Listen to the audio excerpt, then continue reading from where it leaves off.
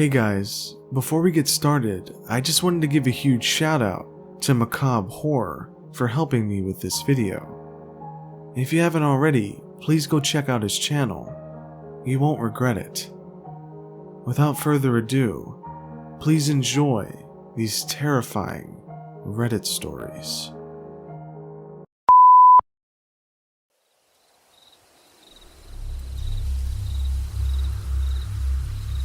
Neither of us knew what was waiting for us inside Max's candy bucket. We just brought it back home from trick-or-treating and unlocked the front door. The second I turned the knob, Max shot into the living room, holding his pumpkin-shaped candy bucket in both hands. He flipped it over, gave it a shake, and all his candy poured out onto the carpet. Then he tossed the bucket aside. "Daddy, Daddy," he screamed. "Can I eat my candy now?" I came in behind him, laughing, because only a 5-year-old could get that pumped about eating candy. "Thanks for asking. Go ahead." I sat beside him, crisscross applesauce, and watched. Max worked through the pile by opening a piece, tasting it, then either scrunching up his face or giggling in approval before moving on to the next. It was adorable. Seeing him like that made me smile. But as I kept watching, the moment began to sour. See, I was a single father. We lived off my income alone. And because I was just a waiter in a small cafe, money was tight. There were some days when I could only afford to feed Max and not myself. Whenever he asked why I wasn't eating, I'd say I already ate at the restaurant, which was a lie. Because even with my employee discount, those meals still cost money.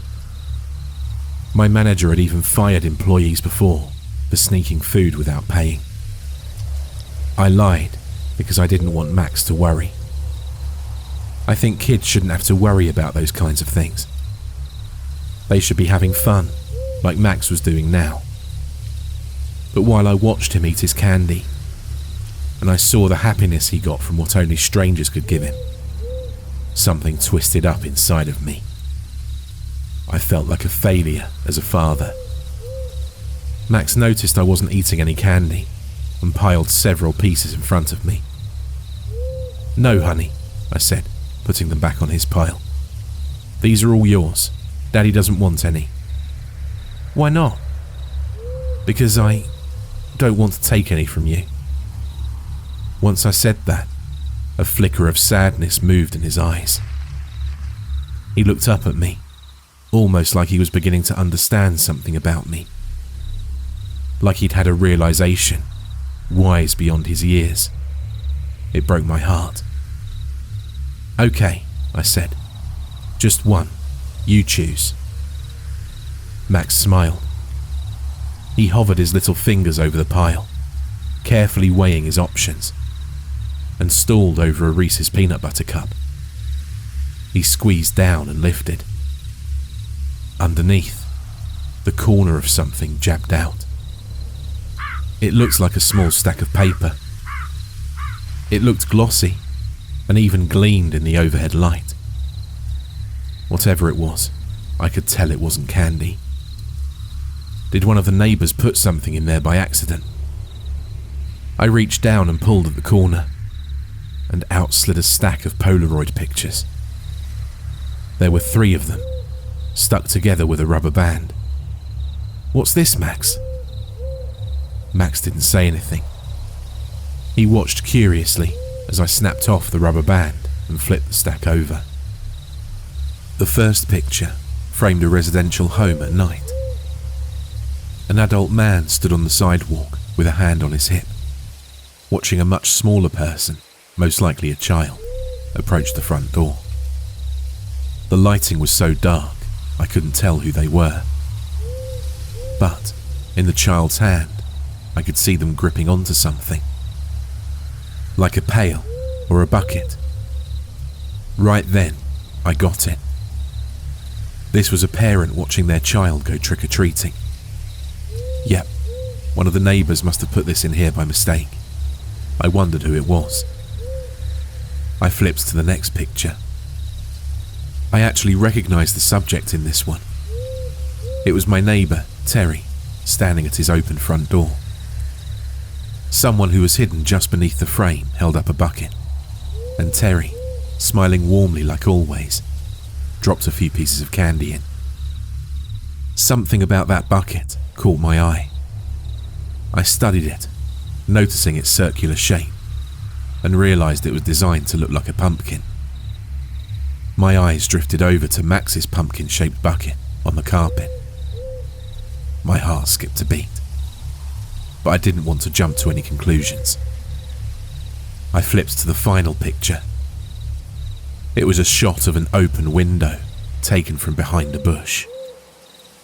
A few out-of-focus leaves dangled in the foreground, but in sharp focus, right in the centre of the picture, was my son's smiling face. I was behind him, zipping up his costume, just before we went trick-or-treating. We were standing inside this very room. "Max," I said, keeping my voice as calm as possible, "which house gave you these?" Max scrunched up his forehead while he thought. He shrugged. Then he reached for another piece of candy. I blocked his hand. "Stop. Don't eat any more of that." I stood, glanced around. I was beginning to panic. "How come?" "Because I said so. Don't ask questions right now." Max began to cry. I ran to the front door to check the lock. It was already set. Okay, I'd just taken my son trick-or-treating. Someone was following us. They took pictures of us and then dropped those pictures inside his bucket. We only went around our neighbourhood, so it had to be one of our neighbours who did it. Was this someone's kind of sick joke? Or was it one of them really stalking us? What do I do? I looked past the living room, into the kitchen. My phone was on the island counter. I raced over to it and dialed 911. It rang twice. Then the operator answered. 911, what's your emergency? Yes, Max interrupted, tugging on my leg, crying for me to let him eat more candy. Sweetie, I'll buy you more candy, but Daddy's on the phone, right? 911, the operator repeated. Please state your emergency. Yes, we need help, please. I think someone's stalking me. The operator took down my name, address, and details about what happened. 10 minutes later, 2 officers were at my house. One shone a flashlight around my property, while the other one, a young, tall officer, came to the door. He introduced himself as Officer Dan and asked for the photos. I'm Danny, and this is all of them, I said, handing them over. He took them with a gloved hand and scanned over the first one. While I waited, I felt Max stir behind me. He was hiding behind my legs, peeking up at the officer. Officer Dan flipped to the second one, looked at it, and then cleared his throat. Who's the man here? That's my neighbour, Terry, but it couldn't be him. He's a good man. I'm sure he is, he said. He flips to the final picture. He studied it, and as he drank in the details, the faint lines around his eyes sharpened. He looked down at Max, then up to me. So what's going to happen now? I said. My voice sounded more desperate than I'd intended. We're going to sweep the neighbourhood. Even if we don't find anything, there'll be an officer nearby to patrol every hour. Also, we'll speak with Mr. Terry. Not because he's a suspect, but just in case he's seen anything suspicious. Also, I see he's got a ring camera. We'll check the footage on that as well. Now, sir. He took a glance behind us. Is it just you two in the house? Yes, I said. Just us. Is there someone else you can stay tonight? Maybe with friends or family? There wasn't. All my friends were my wife's, and once she left me, so did they. I started to answer, but was caught by surprise when tears welled in my eyes. I blinked them away before they could fall and shook my head. No, it's just us. He nodded. Well, there's a DoubleTree down the road. Wouldn't be a bad idea if you guys booked a room tonight. Book a room? I don't even know how I'm going to feed Max tomorrow. Officer, that's not really an option for us. Officer Dan gave me this look then. Honestly, it wasn't so different from the one that Max sometimes gave me. With Max, I always thought it was a normal sadness that kids feel when they don't get their way. But with the officer, there was something deeper. I think he actually felt sorry for me. And I never wanted that. I never wanted that from anyone. I felt embarrassed. Look, he said, pulling a pencil and a notepad from his shirt pocket. This is my personal number. Doesn't matter what time. If you need anything at all, give me a call. I'll be close. Thank you, officer. Just Dan, he said, placing a hand on my shoulder. Then he turned and left. I closed the door and rested my forehead on it. Daddy, Max said, what's happening? I shut my eyes. It's all right, sweetie. Daddy's just trying to fix a problem, that's all. We both got quiet. A few seconds passed. Will we be okay? I think so. Come on, let's go get ready for bed. Sleep in Daddy's room tonight. I'll come tuck you in. Okay, Max said. He ran up the stairs without a care in the world. I put Officer Dan's number on speed dial. Then I checked every door and every window to make sure the house was totally locked down. Half an hour later, I tucked Max into my bed, kissed him goodnight, and closed the door behind me. My phone buzzed in my pocket. It was Officer Dan. He told me the neighbourhood was clear, but they'd keep a close watch. My heart sank. I'd hoped they would have caught the bastard, and we could have put this whole mess behind us. All the same, I thanked the officer and told him goodnight. Sleep was out of the question. Instead, I'd fix a cup of coffee and sit up all night. And if I heard so much as a twig snap outside, I was calling the cops. I headed downstairs to start on the coffee. My chest tightened with anxiety. He was still out there. I just knew it. Probably even close by. What if he was standing outside the house at that very moment? I caught myself biting on a fingernail and stopped. That was a bad habit I'd developed when I was a kid, but nowadays, it's only flared up during moments of high stress. I passed through the kitchen and opened the cabinet, fishing out both my Maxwell House coffee grounds and a filter. I loaded the filter, dumped in a few scoops, and hit brew. Then I stood there for a moment, feeling my emotions welling up again. Damn it, Danny. Now is not the time to get emotional. You're the adult here. Hold it together. Something on the island countertop beside me shined in my periphery. I glanced over. Then I stared for a long time, in disbelief, trying to make absolutely certain that my eyes weren't deceiving me. Sitting right there on the countertop was a fresh set of Polaroid pictures. That was impossible. I'd given the officer everything I had. Was I losing my mind? I reached out, almost scared to touch them, and gently picked them up. In the first picture, Max was hiding behind my legs while I spoke with Officer Dan. Only, this shot wasn't taken through an open window from outside the house. It was taken from behind us, from inside the house. My mind struggled to process what I was seeing. There was no way an intruder could have entered the house and taken a picture with an officer standing right there. I flipped to the next one. This one was of me in my bedroom, tucking my son into bed. And the way it was shot looked like something only possible in a dream. It was captured from a bird's eye view, directly above our heads. A blade from the ceiling fan even cut into the edge of the frame.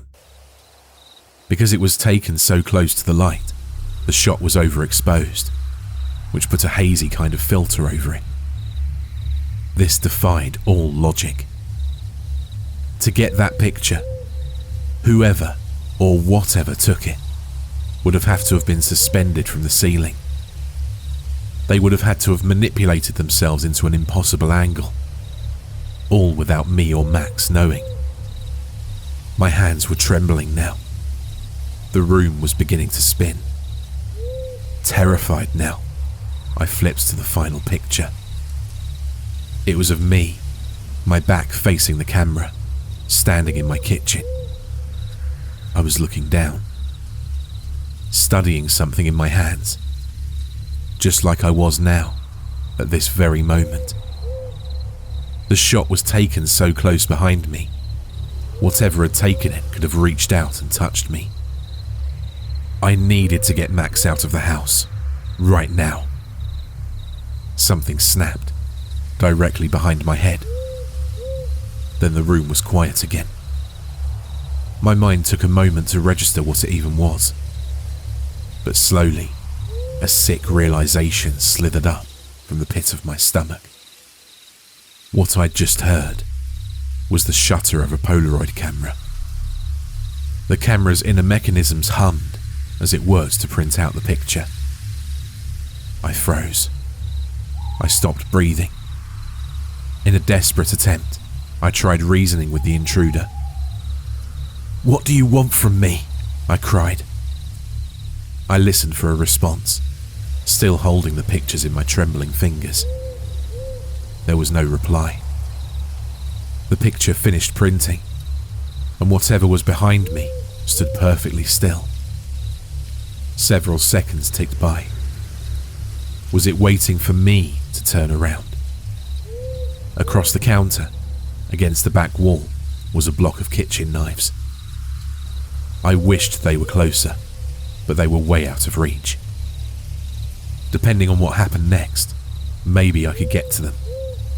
But for now, I'd have to turn and face whatever was behind me, head on.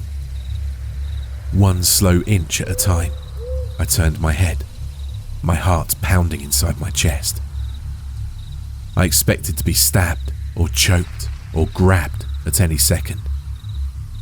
I turned a bit further, then shot a glance back. The kitchen was empty. I exhaled, but a new fear, much greater than before, exploded inside me. It's going to get Max. I dropped the pictures and shot around the counter and ripped out the biggest knife from the block. Then I dug out my phone and hit call on Officer Dan's contact. Call failed. I tapped the screen several more times. Call failed. Call failed. Call failed. I slammed it on the counter in a fit of anger. Of all the times for my phone to not work, of course it would be now. I had no other option. I'd have to run upstairs and get Max by myself. I moved through the downstairs, with the knife aimed in front of me. I checked around every corner and every piece of furniture I passed. I sprinted up the stairs, then through the upstairs hallway towards my bedroom. I pushed the bedroom door open slowly. Horrified, it had already beaten me there. Thankfully, Max was still under the covers, safe and sound. I peeled the blanket off of him and scooped him up in my arms. "Daddy," he said, rubbing his eyes. "Shh, we have to go. Stay quiet." He wrapped his arms around me and put his head on my shoulder. I crept over to the door and peeked into the hallway. empty. I carried Max down the hall, towards the stairs. If we could just make it out the front door, I'd run straight to the neighbours and call the cops from there. Just a short trip down the stairs and through the living room. We could do it. When we neared the steps, I heard the worst noise imaginable. Footsteps pounding up the stairs. My mind entered into flight or fight mode. Should I attack? Give Max a chance to run? No, I can't leave him. He'd never get away. I backed up. To my right was my son's bedroom. I ducked inside and rushed to the closet. I inched open the door as quietly as I could, but still, it squealed on its hinges. We slid inside. There was barely enough space for both of us. I clicked the door shut and stood in front of Max, using my body as a shield. "Daddy, what are we doing?" I turned and cupped a hand over his mouth. "Not another word." We listened. With each passing second, the footsteps grew louder, until they arrived at the bedroom door. They slowed to a nice and easy stroll and entered the room. Floorboards creaked under a shifting weight. Something paced across the room, from left to right, like it was searching for us. Once it reached the right wall, it stopped, then turned and moved towards the closet. I tightened my grip on the knife. A stream of adrenaline coursed through my veins, making my skin tingle. I fought hard to keep my mind clear and focused. If the door opened, I would take them by surprise. Hammer the blade down in one quick motion. It was all I had. It came right up to the door and stopped. The sound of our own breathing filled the closet. A floorboard creaked. Every nerve inside my body screamed. What is it doing? Why is it just standing there? Then, a camera clicked. Through the gap under the door, a light flashed. Against all logic, all reason, it had taken a picture of the closet door. A deep, yet childlike laughter vibrated into the closet. The camera clicked again. It knew exactly where we were, and it was playing games. It was toying with us. Max's body trembled behind me, and a soft whimper escaped from his lips. I prepared myself. The door would open any moment, and it was up to me to save our lives. I raised the knife so I could swing it down right as the door opened. I held my breath. I listened as the handle jiggled and began to turn. The door swung open. I hacked the knife blindly in front of me. Officer Dan staggered backwards just in time. "Whoa, whoa!" I darted my eyes around the room, looking for it, looking for blood. I was frantic. It's just me. No one's here. I've got you. You're safe." "No, we're not. It was just here. I heard. We have multiple officers searching your home. No one is here." I scanned the room again. There was no camera, no creature, no obvious threat. The stress of what had just occurred began weighing down on me. I lost my sense of balance and stumbled. Officer Dan caught me by the arm. He guided me towards Max's bed. As I sat down, Max darted out from the closet and jumped onto the bed and clung on to me. "You called me, remember?" Officer Dan said. "But you didn't say anything, so we were afraid something had happened.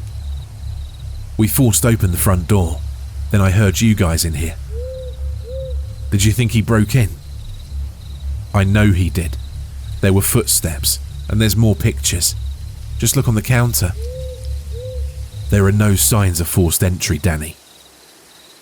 Officer Dan paused and glanced over at the closet door. He ran his palms together and then approached the bed. He took a seat beside us. You know, sometimes, in high-stress situations, our minds produce things, sounds, images, things like that aren't really there. It's perfectly normal. Given your situation, it's possible that that's all that happened. Don't talk to me like that. Don't talk to me like I'm crazy. I know what I saw. I know what I heard. You're a cop, not a therapist. Get off the bed. Once I'd snapped on him, Officer Dan had no more psychotherapeutic explanations for me. He stood and left us alone in the room. He left the house, in fact, but some of the other officers were kind enough to stay with us until morning. For the rest of the night, there were no more signs of the intruder. The next day, I applied for a credit card and checked us into a hotel. I also put that house on the market. A week later, someone bought it. I took the money and bought a new house in a completely different state. Even though the old one sold well under its value, I didn't care. As long as we left behind whatever was in there, we had all we needed. At Max's new school, I met a group of dads that I became friends with, and that made a huge improvement on my quality of life. For the first time in a long time, I had people who cared about me. These guys checked up on me, came over for sports night, got me out of my house. They even introduced me to a great girl who I'm still dating. Max made some new friends of his own, and he seemed happy at his new school. For a while, things were pretty great. This morning, I put a note in Max's lunchbox, telling him how much I loved him. I know that's incredibly lame, but I couldn't help myself. He's the best thing that's ever happened to me, and I always wanted to know that. When he got home from school, he threw his lunchbox on the counter, ran up to me, and kissed me on the cheek. "I love you too, Daddy," he said. Then he went into his room to do his homework. My heart filled with joy. I was floating as I started to clean out his lunchbox. Then, for the first time in a long time, I actually cried. I cried because at that moment, I loved my life. I wished things would stay like that forever.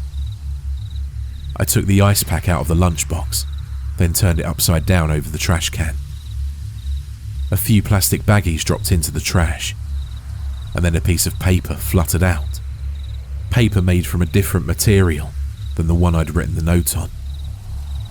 This one was glossy, small, and square. It was a Polaroid.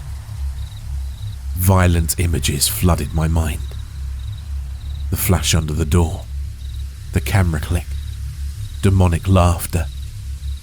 I leaned against the wall. I was having trouble breathing. "Calm down," I told myself. "Calm down. Breathe. That's it. Maybe it was just something Max was working on in class." I fished the picture out of the trash.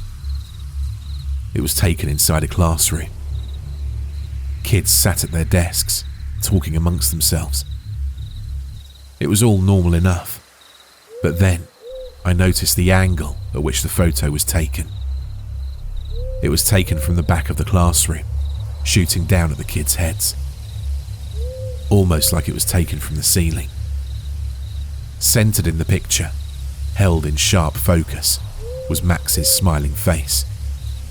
He was captured mid-laugh. I screamed and dropped the picture. It spiraled to the ground and landed face down. There was a note scribbled on the back.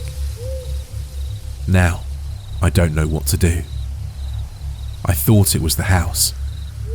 I thought that if we moved, we would leave that thing behind.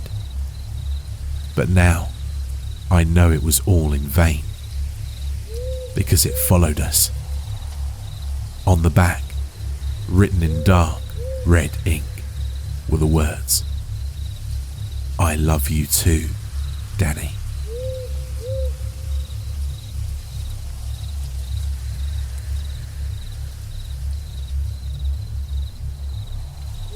My mother died 2 months ago. It wasn't a tragedy in the sudden, shocking sense. It was a long, slow, quiet fading. Cancer. We had years to prepare, but you're never really that prepared for it. The last week was spent in a sterile, beige-colored hospice room that smelled of bleach and quiet finality. I sat by her bed, holding her thin, papery hand, just watching her breathe. She was at peace with it.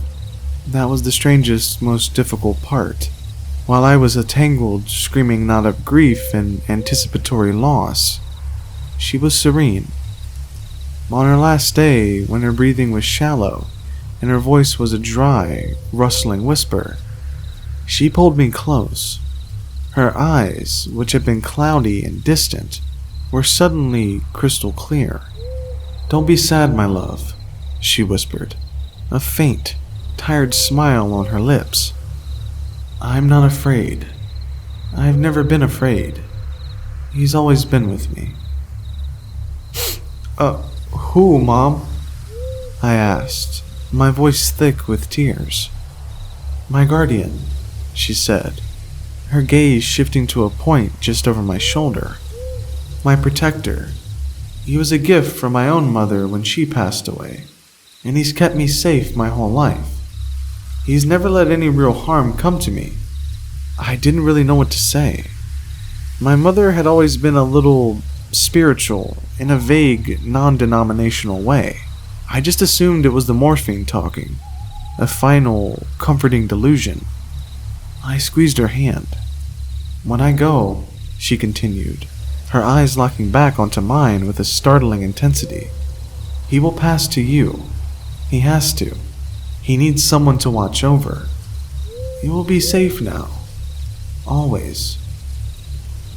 "Mom, don't talk like that," I choked out.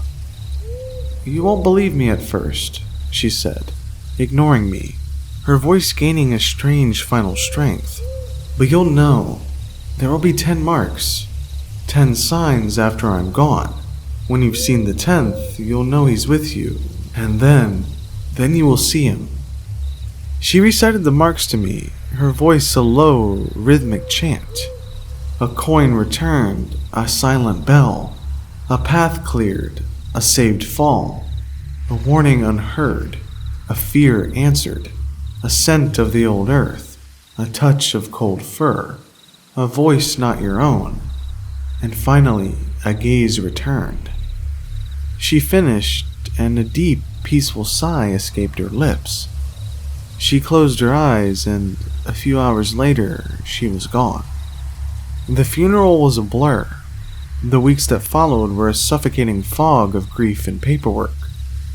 I was just going through the motions, a ghost in my own life. I'd completely forgotten her strange final words.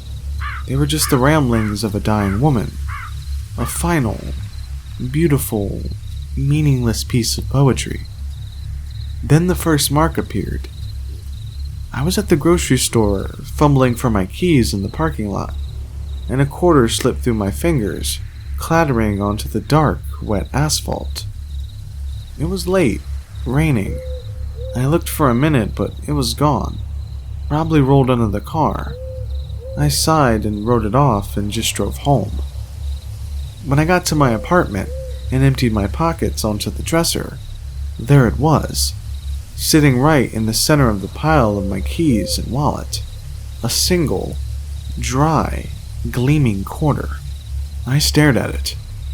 It was impossible. My pockets had been empty. But my grieving mind immediately supplied a dozen rational explanations. I must have had another one. I must have picked it up without realizing it.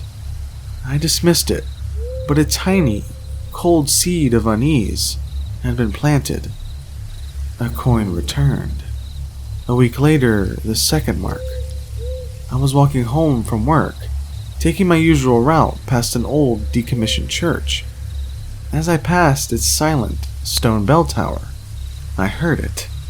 A single, clear, resonant bong of a great bell, echoing through the quiet afternoon air. I looked up. The tower was still. The great bell was motionless. No birds flew out. No one else on the street seemed to have noticed. An auditory hallucination, I told myself. Stress and grief do strange things to your mind. A silent bell. The third mark came a few days after that. My work building is old, and the maintenance staff is constantly doing repairs. I was heading to the break room, but the hallway was blocked by a huge, wheeled cart full of tools and equipment, left there by a worker who was nowhere in sight.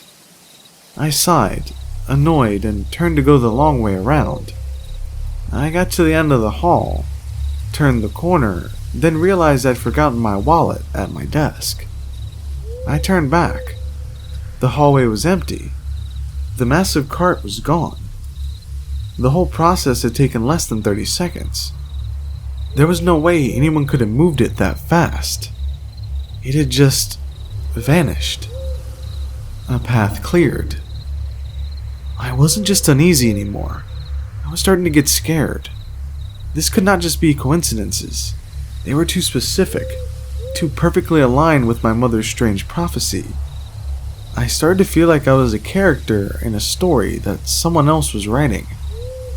And I started to feel like I was being watched. It was a constant, low-grade prickling sensation on the back of my neck. I'd be in my apartment, and I'd feel a sudden, intense pressure, as if someone had just walked into the room. I'd spin around, my heart pounding, but there was never anyone there. I started seeing things too. Flickers of movement at the very edge of my vision. A shadow in a doorway that was just a little too tall, a little too dark. When I turned to look at it, it would be gone. Mark number 4 happened about a week later. I was clumsy with grief and not paying attention. I was walking down the stairs to my apartment's lobby.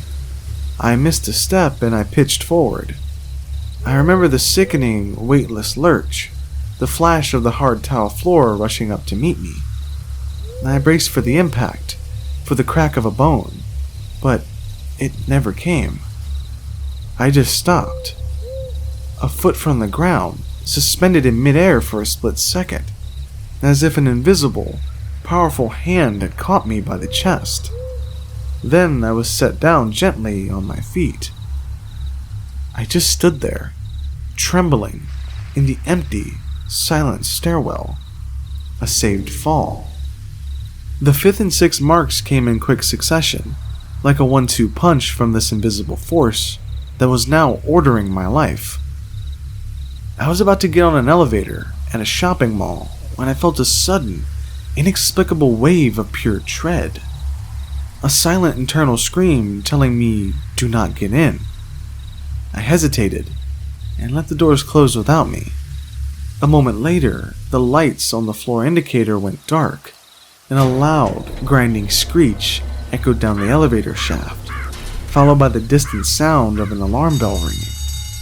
A warning, unheard. That same evening, I was walking home through the park. A large barking dog, off its leash, came bounding towards me, its teeth bared. I froze, a jolt of pure, primal fear shooting through me. The dog was a foot away, ready to leap when it suddenly stopped. It let out a high-pitched, terrified yelp, tucked its tail between its legs, and fled. As if it had seen something standing right behind me, a fear answered. I was 6 marks in, and my life was no longer my own. I was being guided, protected, manipulated by an unseen, unknowable force.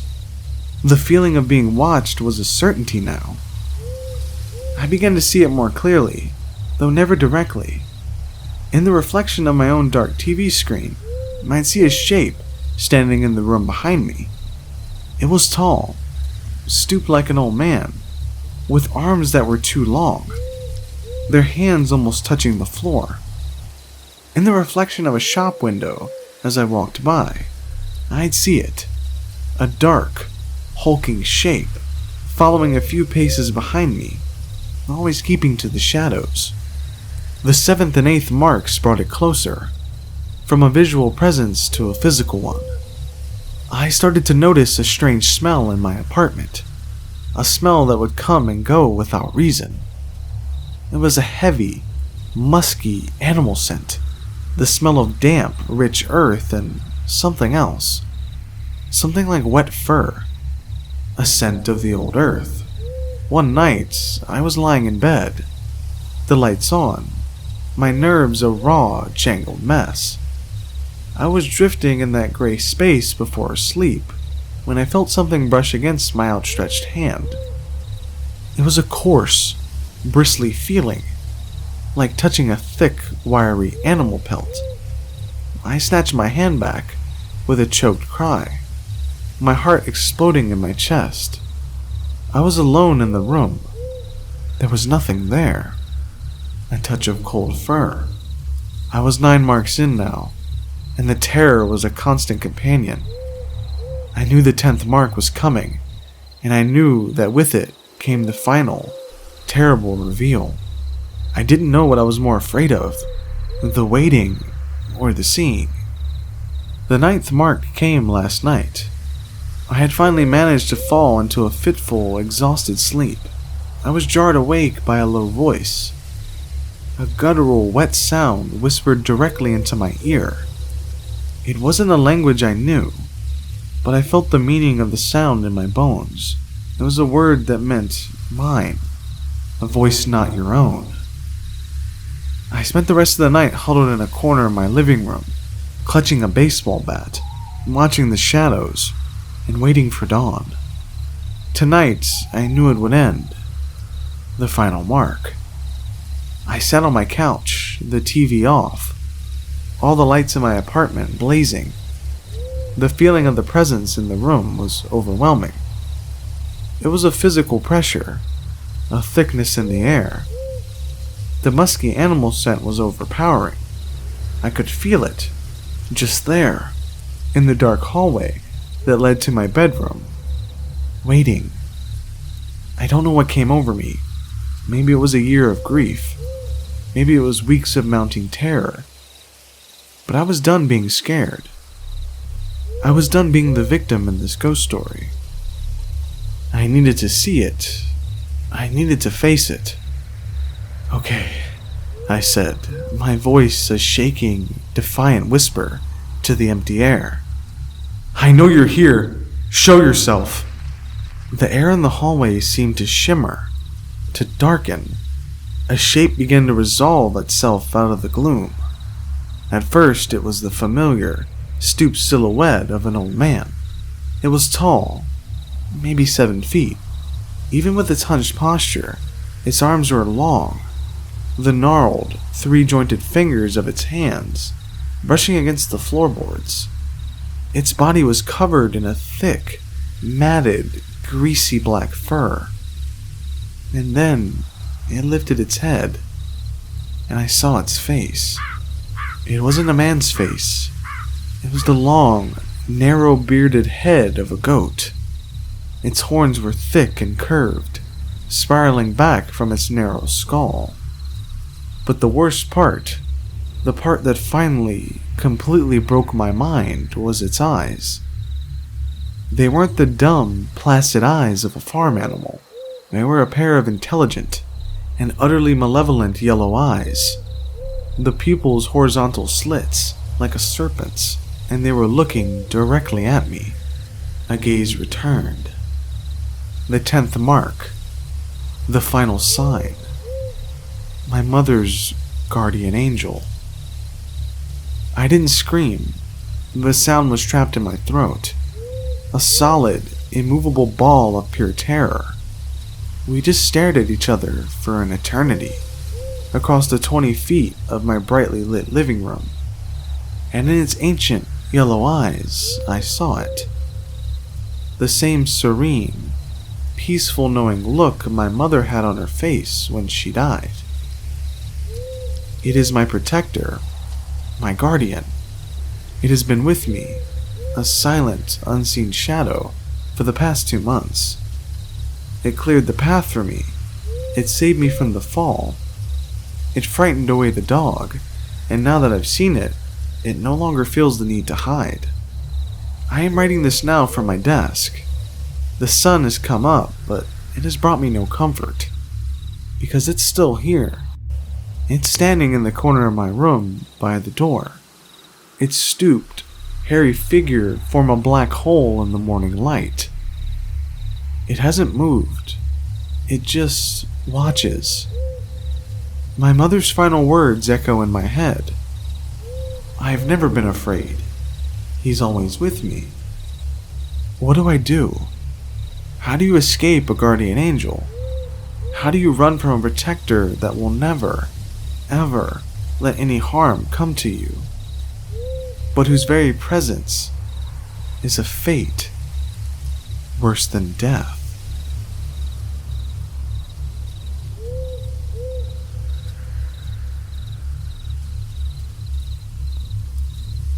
This happened over a decade ago, somewhere in northern Michigan during the summer. My friend Kathy, 18, my boyfriend's half-sister, May, 16, and I, 17, drove down from our hometown to visit friends, and were on our way back home in Kathy's shitty little Geo. By shitty, I'm talking this piece of crap had engine problems, overheating problems, ignition problems, and was constantly falling apart. More than once, it had stalled or just stopped working in the middle of the street while we were trying to get somewhere. But Kathy thought we'd be fine, since we hadn't had any problems with it on the way to our friend's house. It's a little past midnight, and we're roughly an hour away from home. There's no one on the road, dense woods on every side, no street lights, no moon. I can barely see past the windshield because I have a form of albinism, which leaves me legally blind in my left eye, and with really awful vision in my right eye.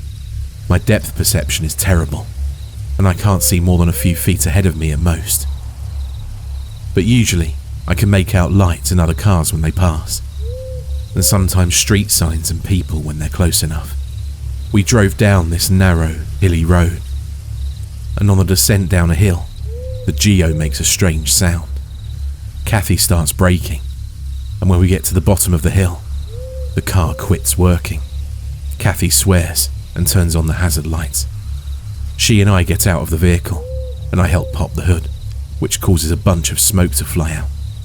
After the smoke mostly clears, Kathy tries to figure out what went wrong this time. We stand in the dark for at least 45 minutes, maybe longer, before we realise she couldn't fix the car and needed a tow truck. These were the days of MapQuest printouts and brick phones, so we couldn't whip out our smartphone and look up the closest tow truck. I decided to call my girlfriend, Julia, to come pick us up, and suggest we come with a tow to pick up the Geo when it was daylight. May and Kathy agree, so I take out my cruddy Nokia and called my girlfriend. It's then I realise, no service. I ask May and Kathy if either of them have service. They both check and shake their heads. May gets a bit panicky, and we all hold our phones up, trying to get a signal, but to no avail. It's hot as fuck, and after failing to get any kind of service, we're all feeling a bit spooked and uncomfortable. May begs us to do something, because she's more afraid than Kathy and I. Kathy attempts to calm May down, and I wonder if the thick woods and the hills are blocking out our reception. I tell May and Kathy to wait by the car, and walk away from them up the hill we'd just come down, holding my phone out. Still no signal. I walk further and further away until I reach the top of the hill. I can't see the outline of the Geo anymore, but I can still hear May at a distance. Even at the top of the hill, I don't get a signal. I know it's got to be the trees in the way, so I get the idea of climbing up a tree and calling from there, just to see if it works. In hindsight, this wasn't my brightest idea, but me being an idiot, I saunter off into the woods in search of a climbable tree. At this point, I just want to go home, and this is the only thing on my mind. I find a nice one with low branches and lift my body upwards towards the trunk. I climb the branches higher and higher, and about midway up the tree, I feel my pack of cigarettes fall out of my shorts pocket. I'm kind of annoyed, but figure I can just look for them when I climb back down. I take my phone out and hold it up once I get near the top. I have service. Relieved, I call Julia, but she doesn't pick up. So I call again until she does.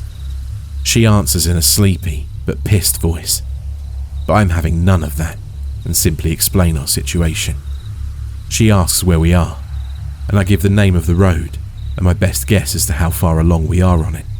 She says she'll be on her way and tells me to go back and wait with May and Kathy, and then yells at me for being stupid and climbing a tree in the dark with my bad depth perception. I assure her I'm fine. She's skeptical, but says okay, and we hang up.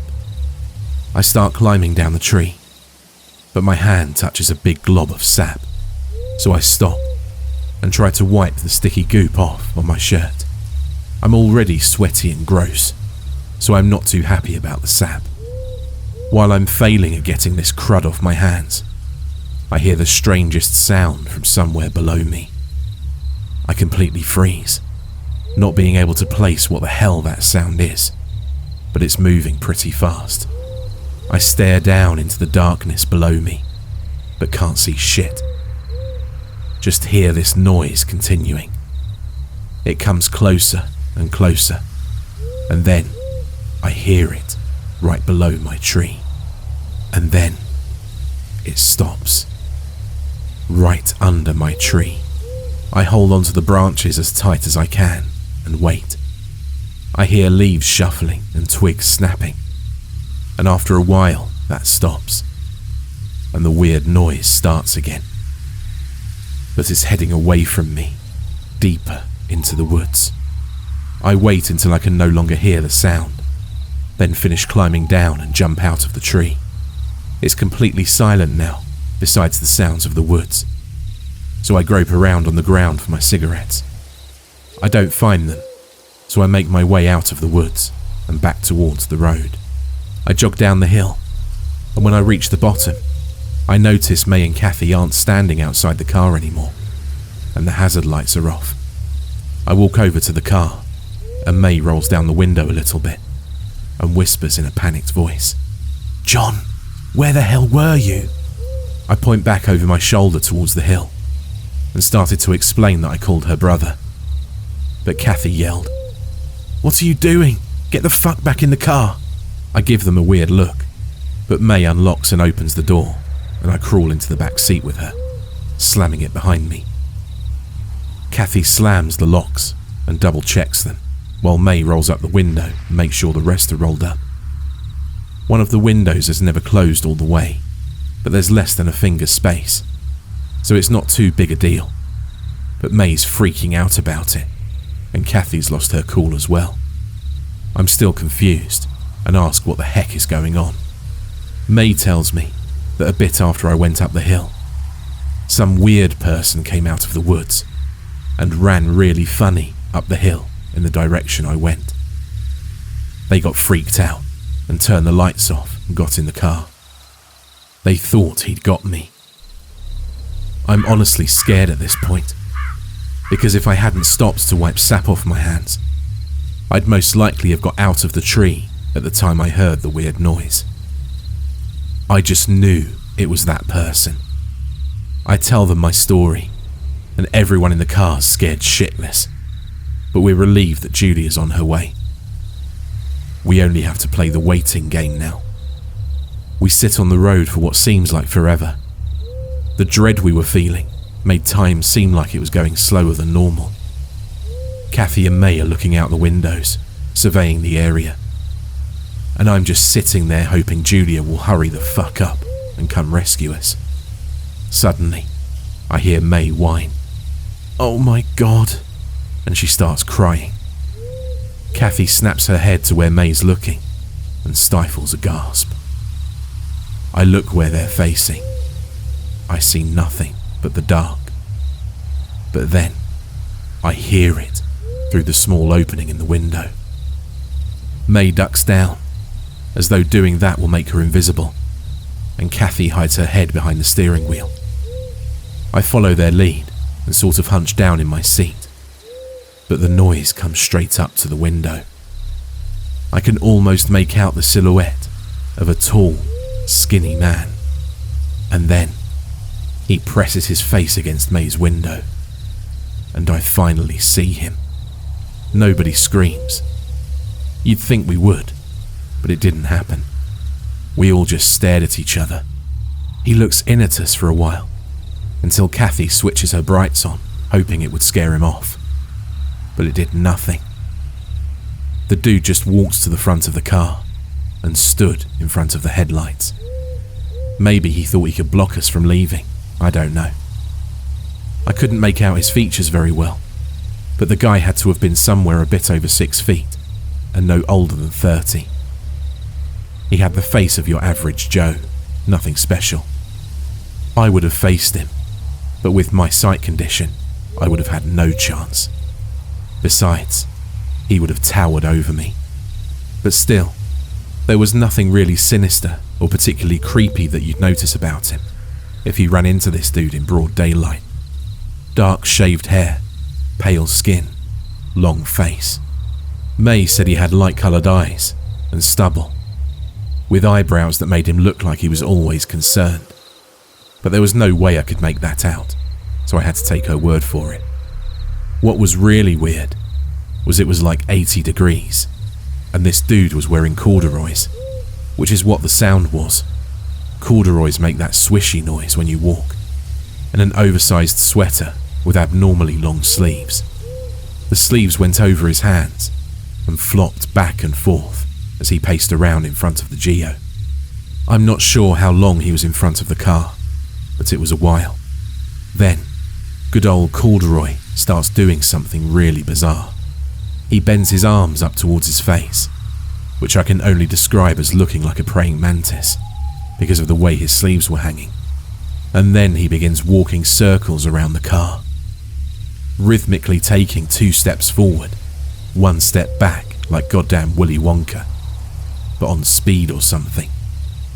This was where I noticed that the swish sound matched up exactly to the same sound I'd heard when I was back in the tree. He was doing 2 steps forward, 1 step back in the fucking woods when he was going after me, as though this wasn't weird enough. By now, May was sobbing, and Kathy seemed like she had to vomit, so I felt like I had to be the brave one. I looked at the slight space in the open window, and when he orbited his way over there, I said, "Hey, man, can you just stop? You're really freaking us out." Corduroy definitely heard me, so he swished to a halt and looked back into the car through the windshield, straight at me.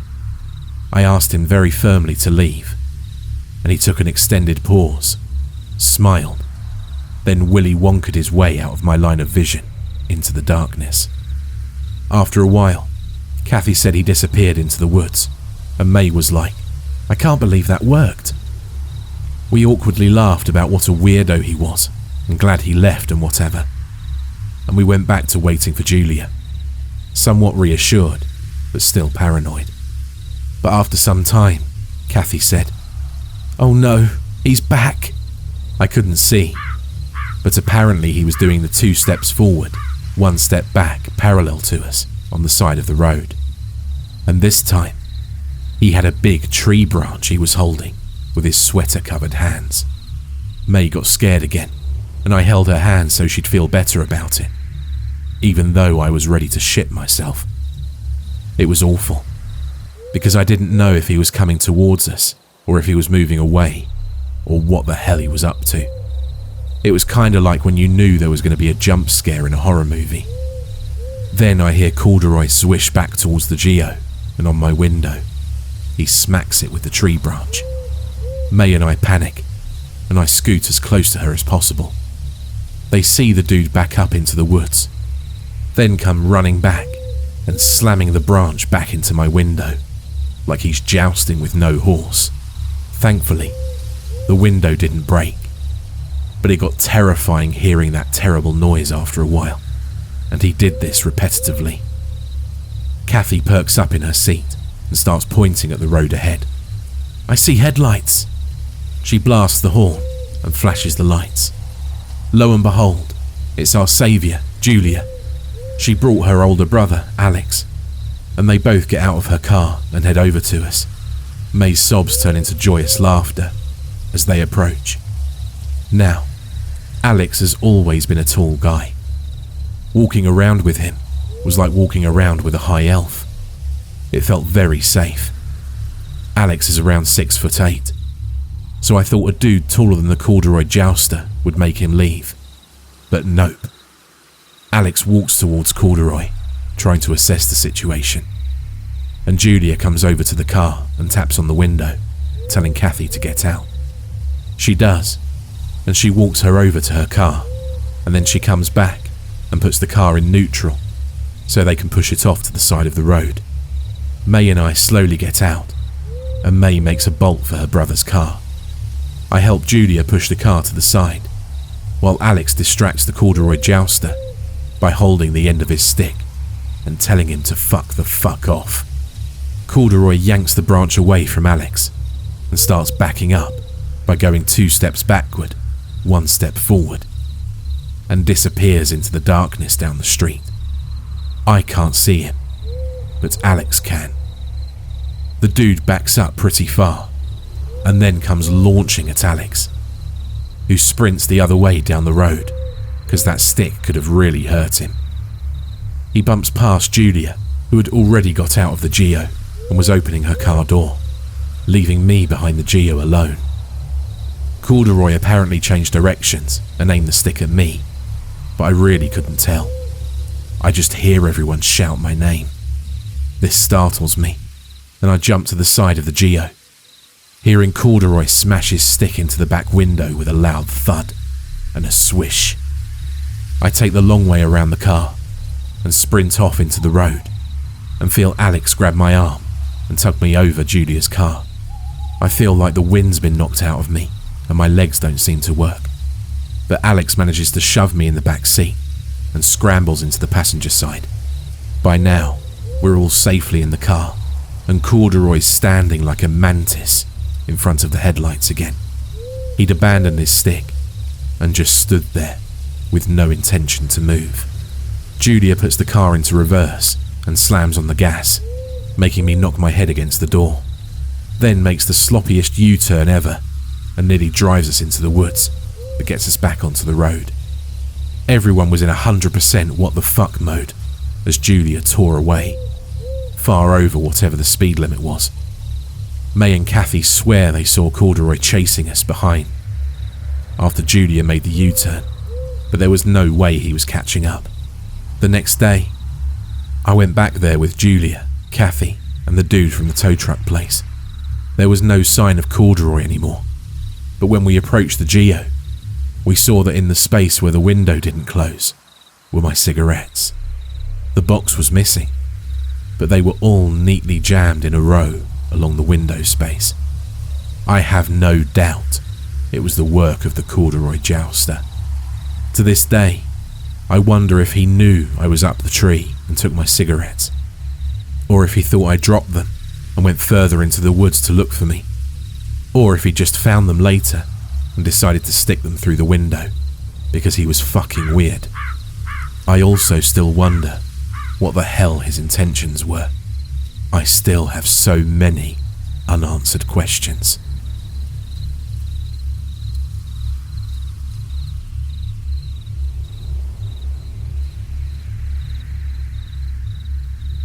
Last night, when this woman came into the ER of Riverside General, I didn't think it was anything out of the ordinary. People show up bloody and incoherent all the time, but this woman, Emma, was different. She was wearing a green military jacket, the lining slashed to ribbons as if she'd attacked it with a kitchen knife. She'd fractured 3 ribs and gouged her arms raw, but the damn thing was still on her, clinging like it had been sewn into her skin. I'd been a nurse for 14 years.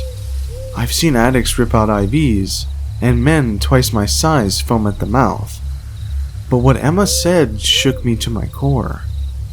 And for the first time in my life, I believed evil might actually exist. Blood bubbled from between her teeth, and in a gruff voice that didn't sound like it belonged to her, she said, "Perry wants to know if Kathy's okay. Tell me she's okay." I'm getting ahead of myself here. I haven't slept in over 24 hours. So you can understand, roughly a year ago, I was working the graveyard shift.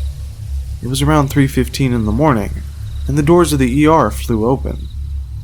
A family of 4 was rushed in, all of them with gunshot wounds.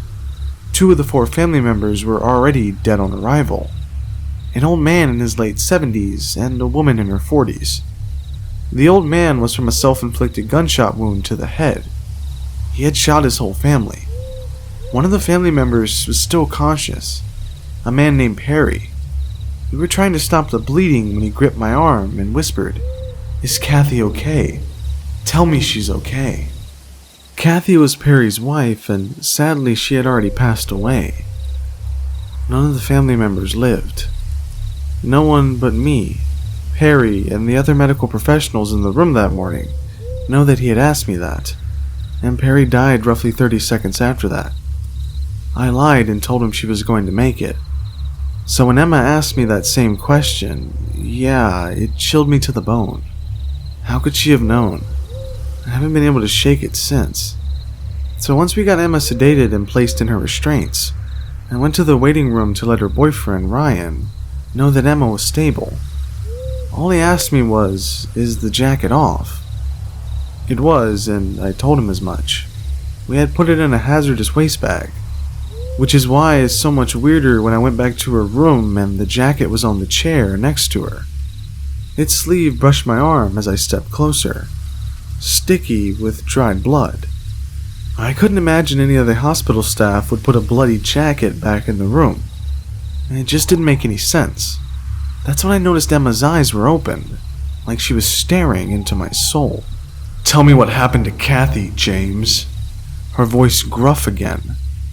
"How do you know about that?" I asked. Her eyes closed and she fell back asleep. I moved through the halls, asking anyone and everyone on staff who had put the jacket back in Emma's room, but no one seemed to know what I was talking about. It got to the point where I started getting strange looks. One of my colleagues asked if I was feeling okay. I wasn't, and frankly, I'm still not. I went back to the room and the jacket was gone. So then I checked the storage room, the jacket back in the hazard waste bag. I have no clue how it got there. I was afraid I was losing it. I was told to go home and get some rest, but I didn't want to. I needed to figure out what the hell was going on, but I was basically forced to leave. I went back home. I had a couple drinks. I think I just needed to relax, but I ended up staying up all night, with thoughts of Emma and Perry in my mind. I couldn't understand how they were connected. Was it proof of some type of afterlife? I'd seen people die over and over, and now it felt like evidence that we didn't simply cease to exist. That maybe the people I loved, someone I'd lost, might not be gone forever. My mind was infected with these thoughts, which is why I decided to go to the house where Perry and his family were murdered. The house sat vacant since the murders, which made it easy to slip in through the back. I used the butt of a flashlight and a rag to smash a small pane in the back window. When I first entered, I felt a shift. Even with the early morning light sneaking through the windows, it was still pretty dark. My chest got tight. I told myself it was because I knew what had happened in this home. I walked through the living room, and the floorboards creaked in every other step. I was climbing the stairs to the second level when I suddenly smelled something metallic. It made my stomach twist. It was the scent of blood flooding my nostrils.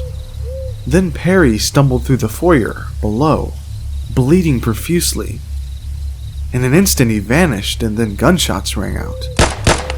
I sprinted up the stairs as quickly as I could, my hearing fuzzy.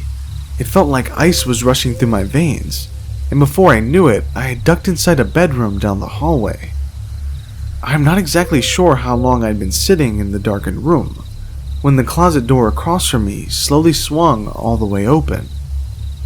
It came to a stop when it bumped gently up against the wall. I could only see children's clothes hanging inside. A soft voice from inside the closet said, "Hey, come here."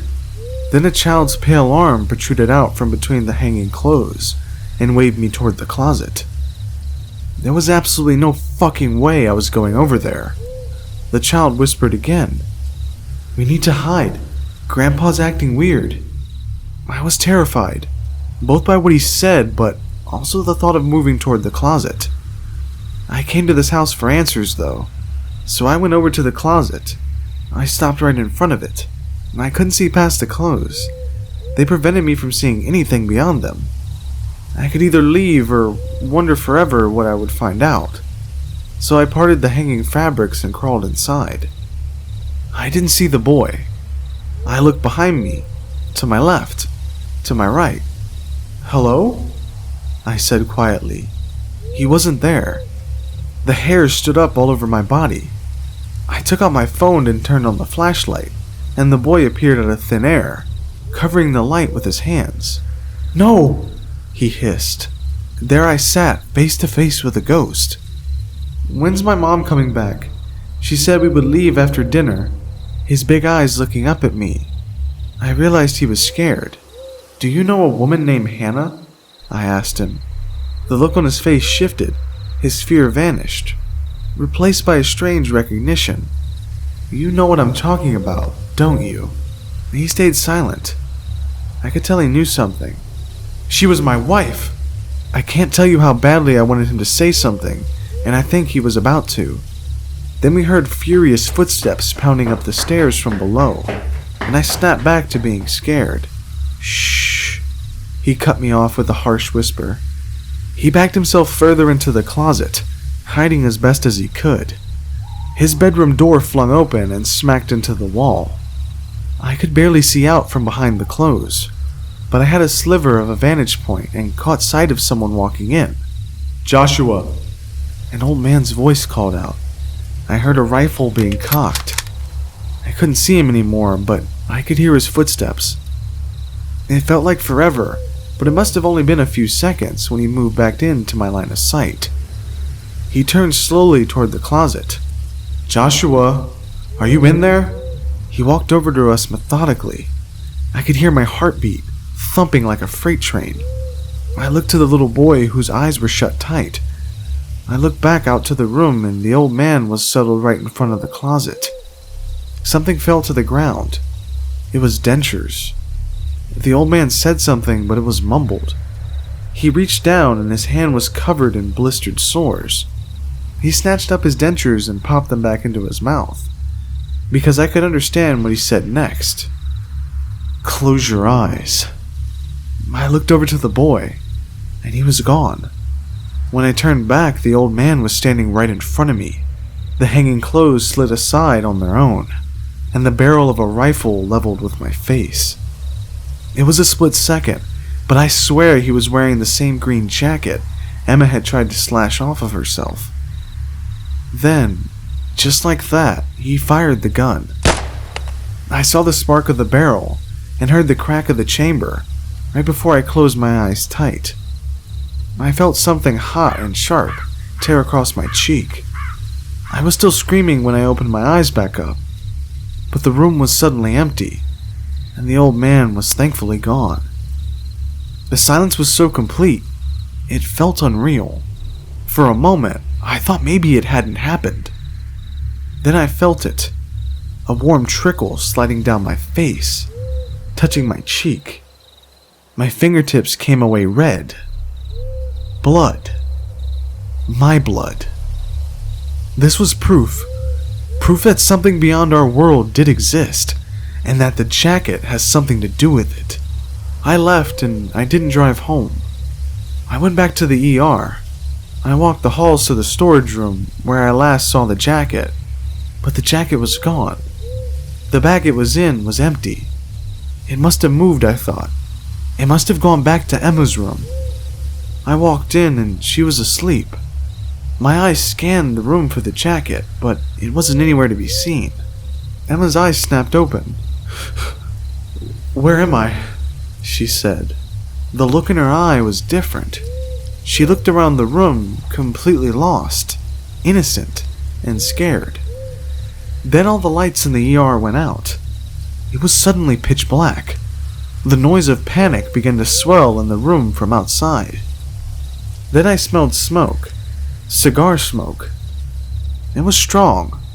So strong that I began coughing, choking on it. The red glow of a lit cigar appeared.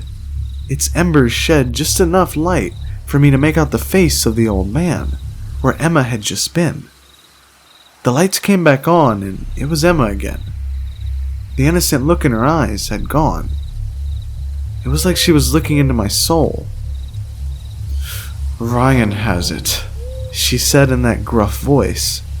Then she said, "I can help you talk to Hannah again."